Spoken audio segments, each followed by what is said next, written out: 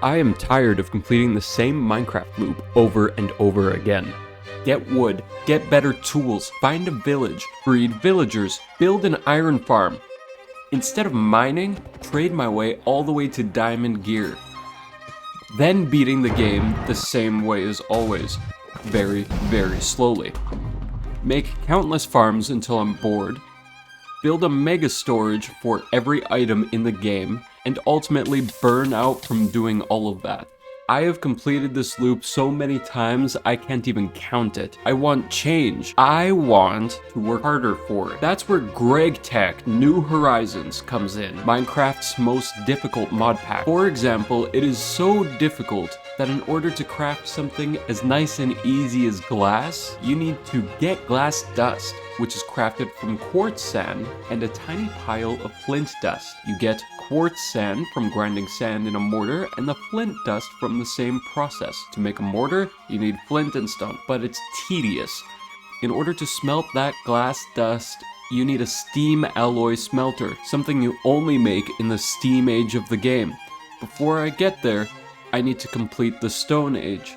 The Stone Age is only age 0. It doesn't even count as an age. The Steam Age doesn't even count as an age. It's only age 0.5. So if I'm going to do this, I'm going to need a plan. Something well thought out. Something efficient. Something to make GTNH easy. Well, I've had a lot of time to think, and I have a plan. But you might be surprised to learn that my plan is to have no plan. That's right, I'm going in completely blind. I barely know what a Greg is.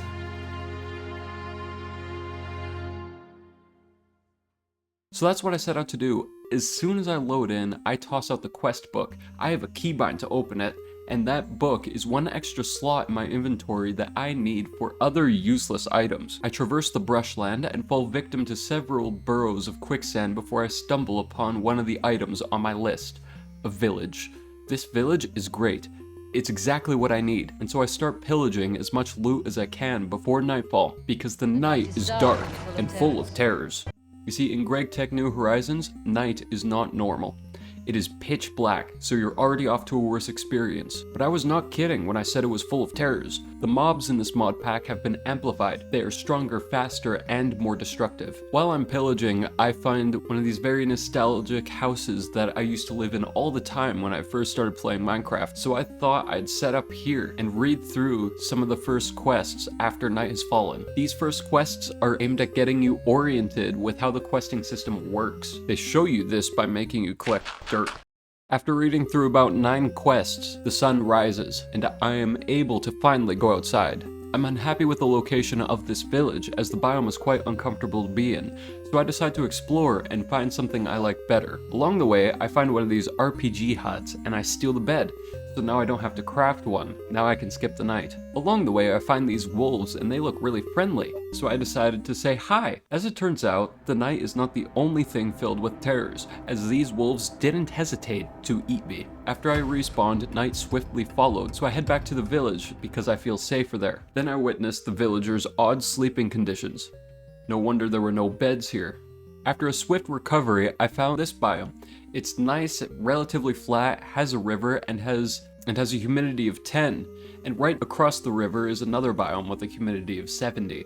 That's perfect. From here, I carry on completing the introductory quests, mainly consisting of gathering flint, wood, sand, gravel, and clay. I am tired of doing this all with wood tools, so I decide I need to gather some stone and make an upgrade. Unfortunately, I don't know how Tinker's construct works yet, and I'm going to need to understand that if I want to craft stone tools. Then I craft my first furnace out of cobble and flint to make up for the disappointment and smelt some food.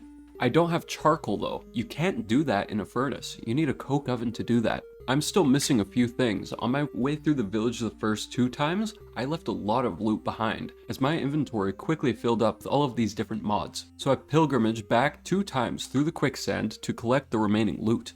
I am so glad I decided not to live in this village. I swear, if I fall in quicksand one more time, I'm gonna...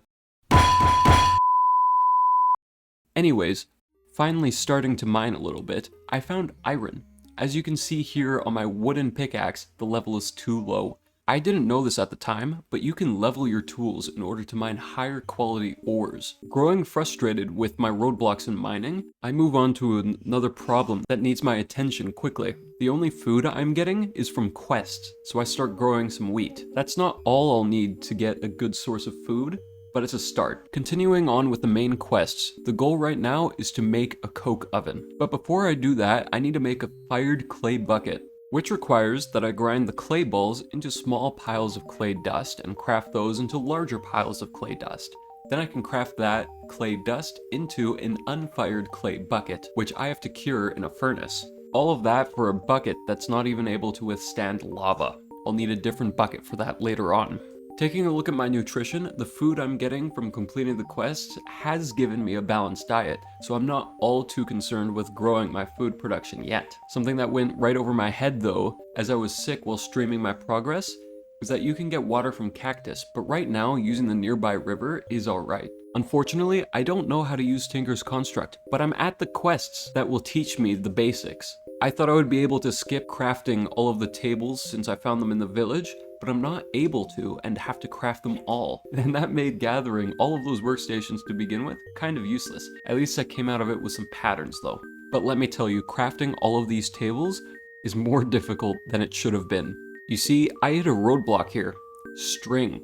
I was not thinking clearly and thought, oh, I know how to go get string. I'll just go and kill spiders. Which is not easy. As I said, the mobs are so much worse. Really, the way to get string is through a different method that I'll talk about later. The place I tried to go and find spiders is an RPG dungeon that was right beside my home. One of the places where I found a bed earlier on. But knowing what the mobs were like, I was scared of going in here and only had the courage to go down to the first floor of the dungeon. And after seeing some of these mobs, I gave up and ran back home. I am so frustrated at my lack of progress right now. So I went and tried to make some Tinker's tools, and it turns out it's not very complicated. I'm trying to do this ahead of the quests, and it's a horrible idea and not something I should keep trying to do. I still don't know about the leveling system, so I haven't been able to mine the iron that I found. Once again, while streaming, I was very sick and noticed a tooltip on the cotton I was planting, the source of all string and wool. It's exciting, but I was so upset. You see, I was thinking that flax was the way to string, not cotton. I don't know what was going on in my head then. But at least I could finally make the last Tinker's table and move on with other quests. Then, something horrifying happened. I did not feel tired enough to sleep. I was so confused. Up until my screen went red. It's a blood moon. I did the only thing I could think of and ran down into the mine shaft, covering the entrance behind me. I don't know how to deal with a blood moon. I'm not equipped for this, and I can barely mine. My tools will break. At least I can read some quests to pass the time. And when the clock finally told me that it was day, and my screen returned back to its normal hue, I thought it would be safe to leave. That was a mistake. I was very swiftly killed. And because my respawn is right there, my chunks don't unload, and the mobs still persist. That means the mobs that persist in the sun persist with me. I get killed a few more times, once by a baby zombie with a fishing rod, and another time by a spider that gave me blindness. This should be enough to prove to you that I really don't want to fight. I'm not going to be ready to face these mobs for a while. After all of that chaos, I had to do something to improve my mood, so I did what my chat demanded of me, and I named this egg Greg. And since the quest is unlocked, I can complete my first tool and move on to better things, like making a forming press, an essential tool I need to shape the bricks for my coke oven. The previous quests actually had me gather all of the materials that I need to build this, so making the coke oven is relatively easy at this point. I just need to smelt the bricks, then craft them into the blocks. The coke oven is a multi-block, meaning it takes up space. Thankfully, this is one of the easy ones. There will be a lot more difficult multi-blocks in the journey ahead. The coke oven fulfills a simple purpose. It takes logs and smelts it into charcoal. That leaves residue called creosote, something that will come in infinitely useful. Taking a bucket, I can use this to smelt 32 items just like that and save my charcoal for torches. And look at that, I got an iron bucket from a quest, meaning I'll have an easier time moving lava later on. After AFKing a bit, I now have a good supply of fuel for my furnaces. I can start working on fixing my diet. All I have right now is a wheat and cotton patch. My diet requires more substance, so it's time to bring some cows over and start my project called Population Expansion. The leather I get will come in very, very useful. At last, I was given a quest to mine a bunch of cobble, and that's where I discovered something essential: tool leveling. After completing that quest, I got an iron pickaxe head. Now I'll actually be able to mine some ores. And now I can finally start gathering copious amounts of iron. But it will never be enough.